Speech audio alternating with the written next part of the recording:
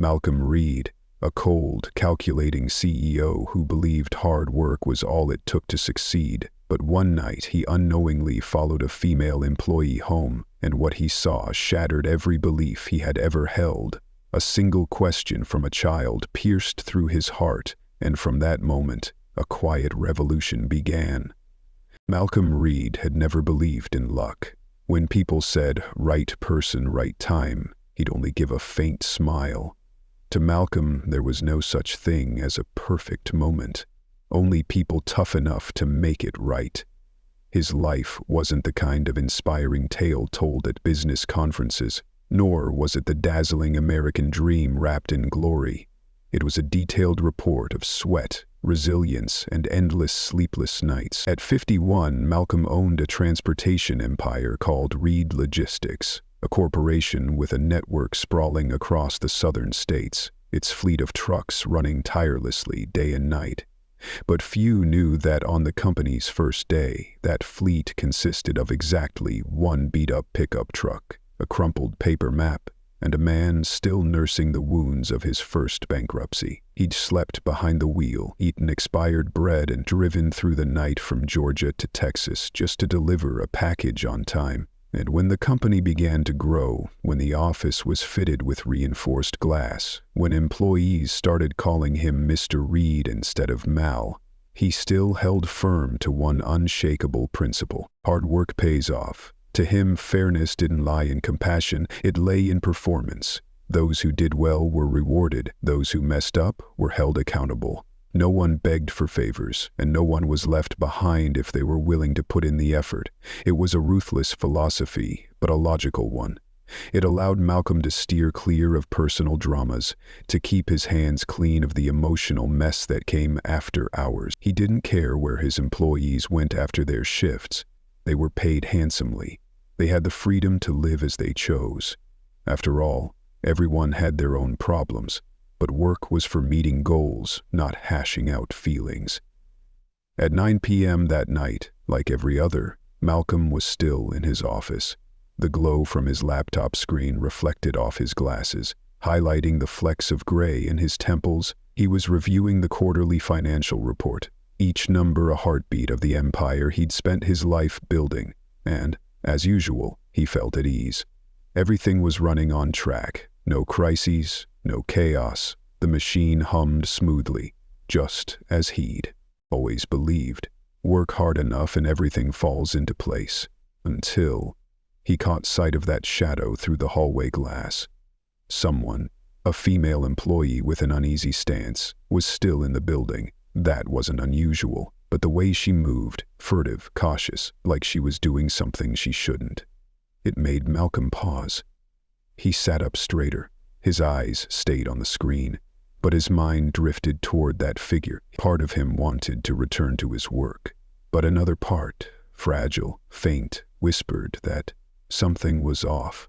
And in that moment, though he didn't yet know it, the belief he'd held for decades began to crack. The wall clock ticked steadily in the quiet space. Outside, the office was nearly deserted. Only the faint glow of emergency lights spilled onto the walls, accompanied by the distant hum of a vacuum cleaner as the cleaning crew swept through the hallway. Malcolm remained seated, his eyes drifting between numbers and charts, though he wasn't really absorbing anything. He rubbed the bridge of his nose, his eyes narrowing slightly, a rare hint of fatigue in a schedule that was always meticulously planned. Then, a vague movement out there made him look up. Through the transparent glass, at the far end of the hallway leading to the break area, a figure stood, teetering between the golden light streaming down from the ceiling. It was a woman, thin, silent. Something about her stance held his gaze, refusing to let go. Who was she? It took a few seconds for Malcolm to recognize her as Naomi Hayes. She worked in the warehouse operations department. Unremarkable, unobtrusive, she never took time off, always arrived on time, stayed late, and took on extra shifts without complaint. A model employee, a silent cog in the massive machine he'd painstakingly built. But tonight, Naomi wasn't a cog anymore. She stood there as if wrestling with something important, hesitant, Her fingers clutched the strap of a canvas bag. Her eyes darted behind her. Then she took soft steps toward the canteen counter. A place that should have been closed over an hour ago. Malcolm frowned. The night cook, a worker few bothered to remember by name, emerged from behind the counter, meeting Naomi's gaze. Their exchange was so brief, Malcolm couldn't catch a single word, but he saw the cook's eyes soften for a moment, a flicker of hesitation. Then the man bent down, pulled out a food container, and handed it over stealthily, like it was some forbidden trade.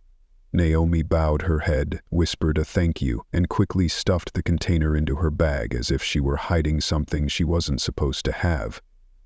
Malcolm froze. An unfamiliar feeling began to creep into him. Not quite suspicion, not quite anger, just a faint tap of intuition, something he rarely relied on in running his business, nudging at his mind. Why would Naomi, someone who worked harder than most, need to sneak a box of food? Why did she look like she'd done something wrong? Maybe she forgot her wallet, maybe she was tired, or maybe, and this was what made Malcolm sit up straighter, things weren't as simple as he'd always assumed. She was leaving now, head down, steps quick but deliberate, like someone accustomed to blending into the shadows, and Malcolm knew he wouldn't be returning to his Excel screen tonight. Malcolm hadn't intended to follow her. Truth be told, he'd hesitated when his hand brushed the elevator button. His rational mind screamed that he was invading her privacy, crossing the line between boss and employee. But something about the way Naomi had left the building, quick but not rushed, silent but not at ease, propelled his feet forward before his reason could stop him. He trailed her, keeping a safe distance to avoid being noticed.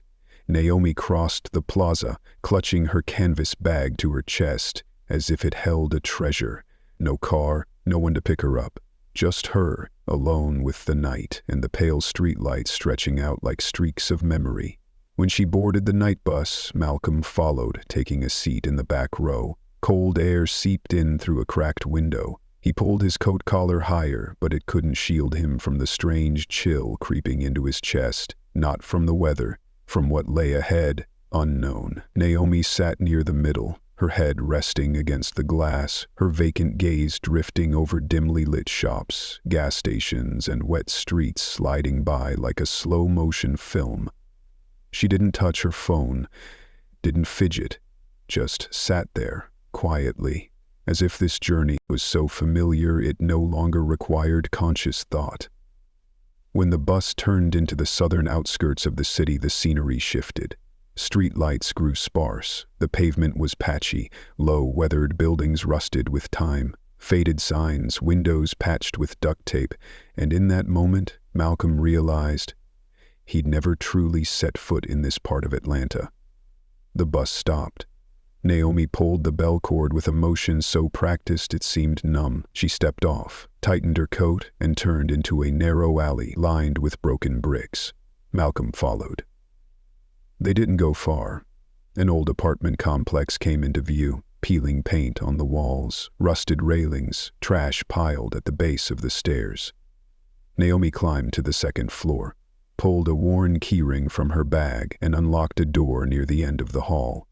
Not a sound. She stepped inside and left the door ajar, as if there was nothing worth securing.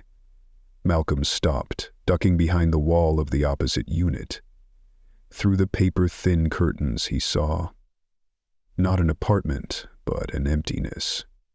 No chairs, no table, no bedside lamp. On the floor lay a single tattered mattress, a few blankets neatly folded in the corner. A plastic bin served as storage, and beside it 2 children, a boy and a girl, peeked out from under the blankets as they heard the door. The little girl's eyes lit up, and she ran to hug her mother as if she'd been waiting for ages. Naomi sank to the floor, opened her bag, and pulled out the food container she'd just acquired, setting it down, carefully, like an offering in a sacred ritual. No table, no plates. She divided the meal using the container's lid and a plastic spoon, slicing each portion evenly as if that could somehow bring fairness to her children. She didn't eat, she just watched, a look of exhaustion laced with tenderness, as if she were being nourished by the way her kids chewed each bite. Malcolm's hands clenched into fists, not from the cold, but from the lump rising slowly from the depths of his chest. He'd always thought, everyone has the right to choose their own life. But seeing this, he understood. Some people didn't get to choose anything except survival. And Naomi, his quiet employee in the machinery of his empire, was the painful proof of that. A gust of wind swept through the hallway. A scrap of newspaper caught on the railing rustled and blew away. Malcolm wanted to turn back, but then the small, innocent voice of the child drifted through the cracked door. "Mom, will we have breakfast tomorrow?" Naomi paused for a beat, then gently stroked her child's hair. "Yes, sweetheart. I'll make it work." She smiled, a smile soft as silk. But Malcolm saw it wasn't real. It was the mask of a warrior, the last piece of armor for a mother who had nothing left except hope. And in that moment, everything Malcolm had ever believed in crumbled. The night wind swept through the second-floor hallway, carrying the scent of mildew, old exhaust fumes, and something very much like silence. Not the silence born from an absence of sound, but from too many things left unsaid, things no one dared to voice. Malcolm still stood there, behind the crumbling wall of the apartment complex, his eyes fixed on the narrow gap in Naomi's tattered curtain. He didn't know how long he'd been there. 5 minutes, 10, or long enough for every belief he'd built over a lifetime to tremble like glass before its first crack. Inside that room, Naomi sat cross-legged on the floor, her arms wrapped around her daughter's pillow, her lips moving softly as she told a small story, perhaps about the moon hovering outside the window, or a dream she herself lacked the faith to fully imagine. The little girl rested her head in her mother's lap, her eyes still open, glistening and anxious. Then the question came, not rushed, not plaintive, just a question spoken like the breath of a child accustomed to waiting, to treading carefully when voicing her desires. "Mom, will we have breakfast tomorrow?" It was so soft it nearly dissolved into the air. But to Malcolm, that question exploded like thunder in his chest. He wasn't prepared. No layer of logic could shield him fast enough. There was only a quiet emptiness spreading inside him, like a darkness he'd never touched before. Naomi paused for a beat, a small beat, but Malcolm saw it clearly. It was the moment between truth and a gentle lie, the space where parents often choose a wound for themselves to spare their children pain. She leaned down, brushing her daughter's tangled hair aside, and whispered, "Yes, sweetheart, I'll make it work." She smiled. No, it wasn't a smile. It was a shield, a carefully crafted expression to keep her daughter from seeing what was breaking behind those eyes. And in that instant, Malcolm realized she wasn't promising a meal, she was promising hope, a promise she didn't even know if she could keep until morning. But she made it anyway because it was all she had left. Malcolm turned his face away, not out of shame, but because something was welling up inside him, something that in all his years of running a business he'd never allowed himself to feel: regret. Not for Naomi, but for himself. He'd once believed that those who do enough will have enough, that fairness was a matter of numbers, hours worked, rewards earned. But now he saw it plainly. Naomi had done more than enough. And she still had to lie to her daughter to hide the hunger. If that was true, then was the system he'd built really fair? Malcolm turned away, descending the stairs slowly, each step heavier with a question that had no answer. And for the first time in years, he didn't return to the office to finish his reports. He went home, but not really. A part of him stayed behind, outside the empty room of a frail mother trying to hold her smile long enough for her child to fall asleep. The morning at Reed Logistics began as it always did. Loud, rhythmic, cold, and precise as a Swiss clock. The clatter of keyboards, the hum of printers, the click of heels on polished stone floors. It was all familiar to Naomi Hayes, except for the feeling in her chest today. Her heart beat heavily, each thud like a premonition of a verdict waiting at the end of the hallway. She'd barely slept. Her head throbbed faintly. Her hand trembled slightly as she swiped her card at the security gate. She didn't know why, but she felt vividly that someone had seen something last night they weren't meant to, and her instincts were never wrong. As she fumbled to set her bag under her desk, the shift manager stopped by, his eyes glued to his tablet. "Naomi, the big boss wants you in his office, now." The air around her seemed to freeze. Naomi swallowed hard.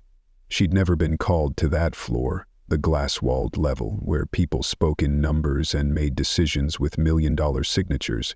That place wasn't meant for someone who ate dinner with a plastic spoon and slept under a broken yellow light. Malcolm's office door opened. She stepped inside, like someone crossing a threshold without a key. Malcolm sat behind his desk, the light from the window casting a slant across half his face, making his expression unreadable.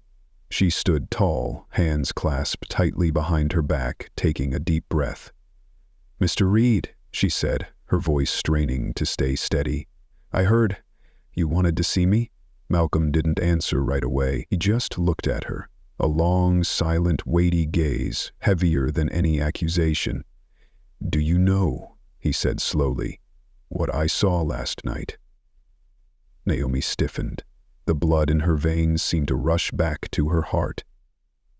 "No, need to ask more," he knew. She swallowed, her back still straight, though her hands trembled faintly. Her eyes didn't flinch, but they didn't challenge either. They were two half-closed doors, ready to lock shut at the first sign of pity or disdain.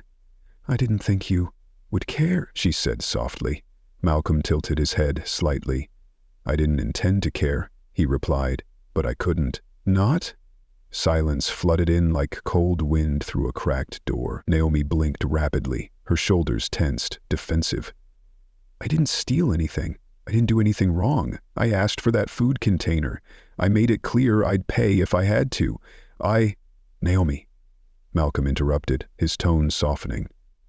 "I didn't call you here to interrogate you." Naomi fell silent. She wasn't used to that tone. Not used to someone with power lowering their voice before her. Not used to the silence of compassion. "I followed you last night," Malcolm said bluntly. "I saw your home. I saw your children." Naomi's eyes shifted instantly. No more fear, no more defense, just a mother's instinct flaring up like a flame. "You had no right?" "I know," Malcolm cut in. "I know I crossed a line, and I'm not here to tell you how to live. I'm here to say I was wrong." For the first time, Naomi stepped back, not because she was pushed, but because she didn't know which truth to face first. "I believed in fairness," Malcolm said. "I believed that if someone worked hard, they'd have enough, but last night I saw someone who worked beyond that and still had to split a meal 3 ways. No one should live like that." She didn't respond. She didn't know what to say, and maybe for the first time in a long while, she didn't need to say anything. Malcolm opened a drawer. He pulled out a thick envelope and placed it on the desk. "This isn't charity," he said firmly. "This is a start, but I don't want to decide alone. I want you to help me change things." Naomi looked at the envelope, then at him. The fear was gone from her eyes. Only a quiet question remained. "Why?" And Malcolm simply answered, "Because I can't do nothing." After seeing it all, the room seemed to hold its breath. Naomi stood still, her eyes locked on the brown envelope on the desk, as if it contained something that could either shift the orbit of her life or crush it once more. She didn't move, didn't breathe deeply, just let her hand hover in the air before pulling it back as if she'd touched fire. "I don't need pity," she said, her voice hoarse. Malcolm nodded, as if he'd been waiting for exactly that response. "I know," he replied, slow and honest, "and fortunately, I'm not here to pity you." He slid the envelope forward, a small motion, but it rang out like a declaration. "This isn't charity, Naomi," he said. "This is an investment. in the one person who dared to endure in silence to keep this machine running. Naomi lifted her head. Her eyes were no longer defensive, but not yet trusting. It was the look of someone who'd heard kind promises too many times, only to watch them turn to dust. "I don't understand," she whispered. "Why me? I'm just invisible to people like you."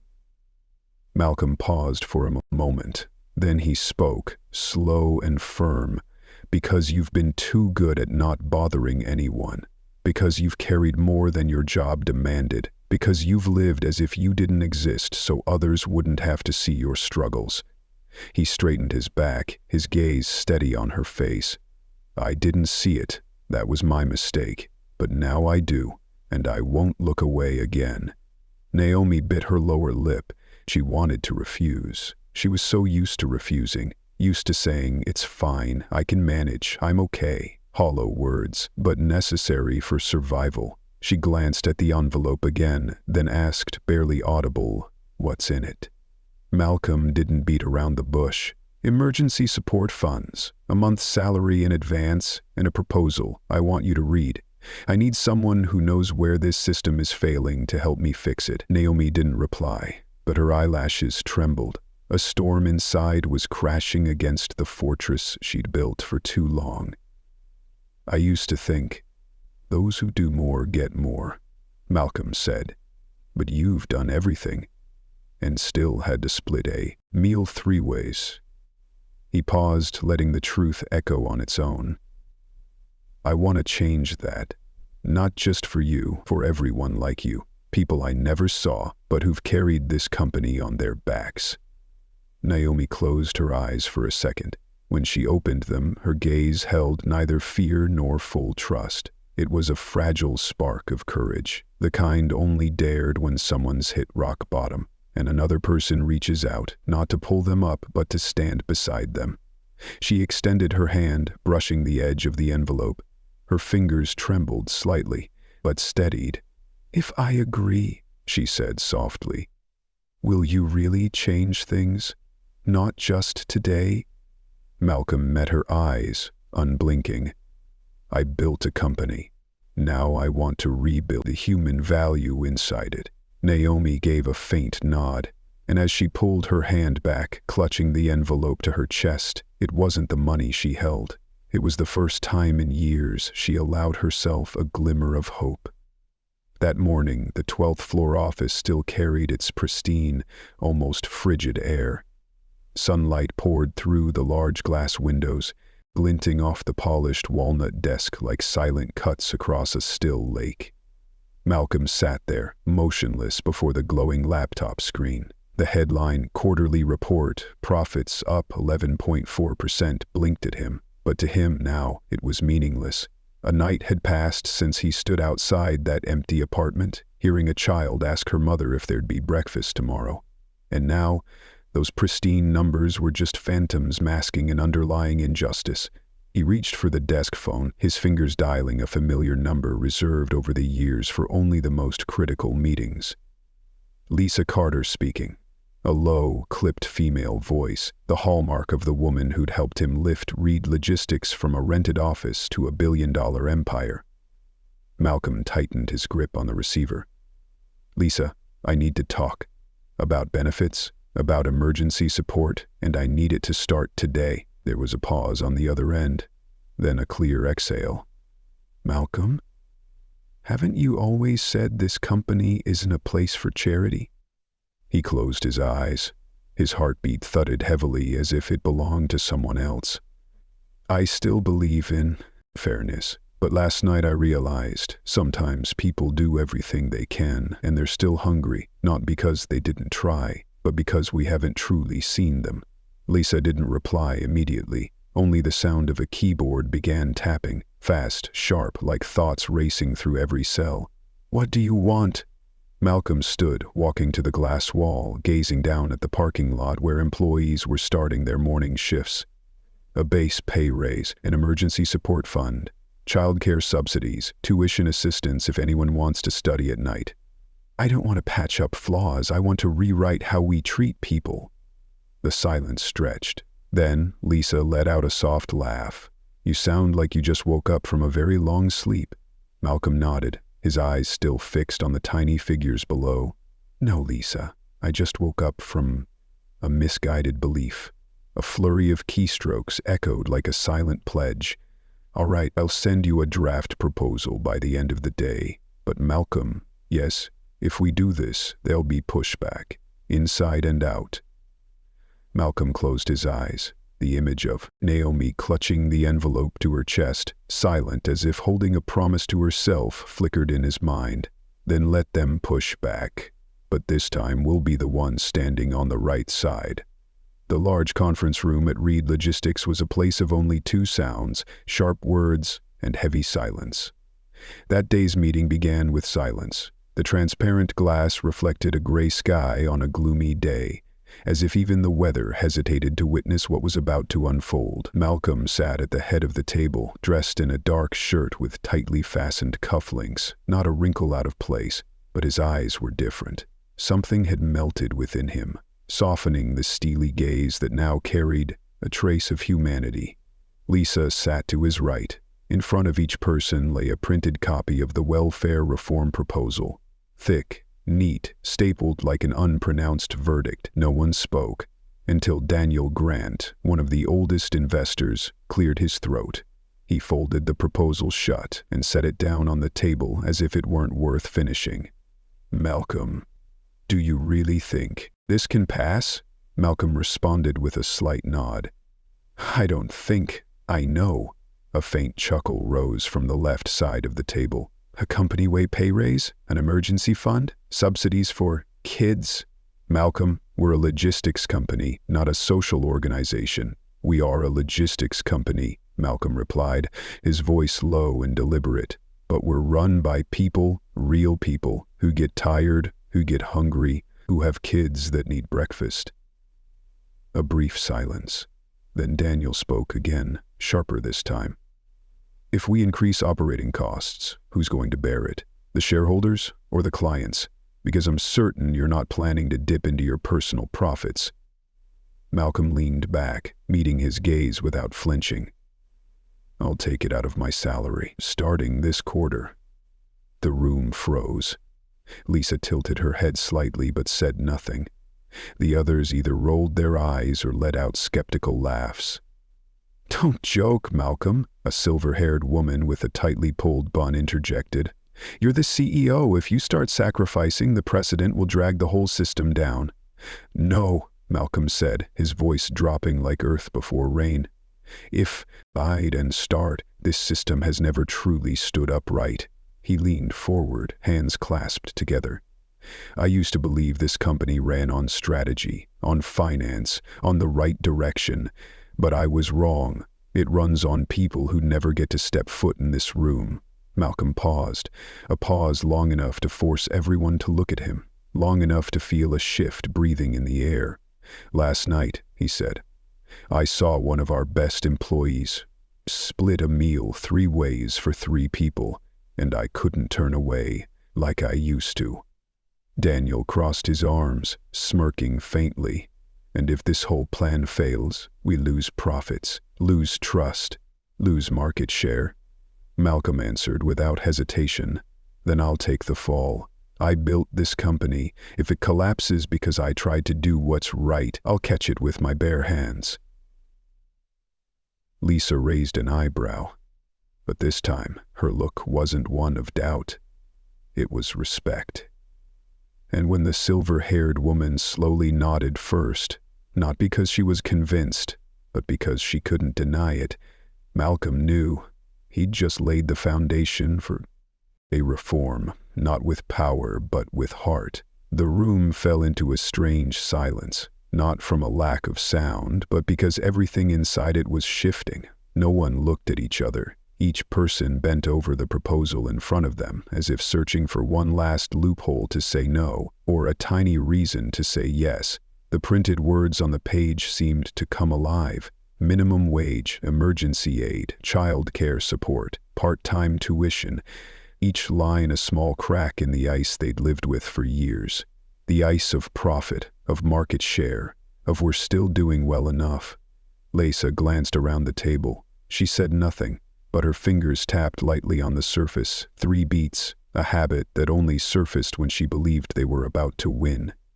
"All right," Daniel Grant spoke first, easing his chair back slightly. "I'm against it, but if you really want to dip into your own pockets and try, I won't stop you." Another hand went up. One person nodded silently. Another hesitated, then sighed. "We can't keep people if we treat them like they're replaceable at any moment." Malcolm didn't smile. He just watched, each nod like a tiny spark in a room once darkened by apathy.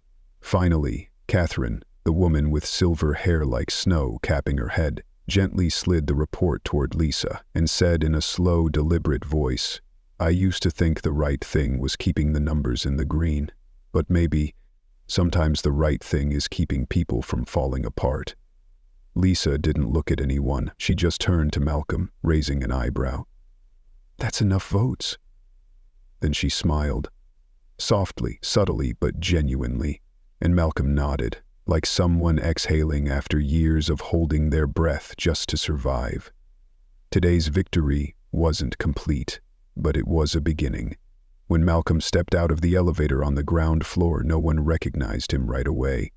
There was no applause, no neatly arranged rows of chairs, just an ordinary morning at the warehouse, where workers in gray uniforms were still pushing pallets, tapping on inventory tablets, chatting about overtime schedules and lunch plans.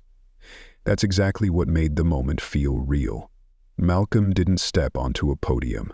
He simply walked to the middle of the wide lobby, where he could see most of the operations team, and signaled the supervisors to turn off the background music. Gradually, the scattered sounds slowed, then faded. The entire space shrank into a sudden, unexpected focus. The man standing among them today wasn't wearing a suit. No tie. He was just Malcolm Reed in the flesh, unfiltered by the glass walls of the 12th floor. No rows of data shielding his gaze. He took a deep breath. "I won't take up much of your time," he began, his voice low and steady, resonating like knocks on the door to his own heart. "I just want to say one thing. I've seen it." Hundreds of eyes turned toward him, a few brows furrowed, some whispers stirred. But he continued, "I used to think that if you worked hard, you'd be rewarded fairly. And I built this company on that belief. But..." He looked around, his gaze lingering on people he'd once passed by without bothering to remember their names. "But I forgot something crucial. Not everyone starts at the same line. Not everyone brings breakfast with them. Not everyone has someone to watch their kids. Not everyone lives near the office, or has a car, or a soft mattress to sleep on." The warehouse fell silent. Even those standing farthest back stopped what they were doing. It was as if they could sense that this time the boss was truly speaking to them, not just about them. "So today, I'm not here to praise you. I'm here to apologize and to start over." Malcolm pulled a copy of the approved proposal from his pocket and held it up. "Starting next month, we're raising the base salary, setting up an emergency aid fund, offering childcare support, and opening scholarships for anyone who wants to take night classes." A quiet, "Oh my God," escaped from a far corner. Then silence returned, but this time it was the silence of trust taking shape. Malcolm nodded slowly. "I don't expect this to erase every hardship you've faced, but I promise, from today on, you won't have to carry it alone anymore." No one clapped. No one cheered. But the looks in their eyes had changed. Some turned away quickly, wiping tears with their sleeves. Others just stood still, as if they'd finally been called by name after years of being labeled a number. And in that moment, Malcolm felt something he hadn't touched in 30 years of running a business. Trust, not for him, but from him toward them. A soft voice spoke behind him. Lisa, who had been quietly watching.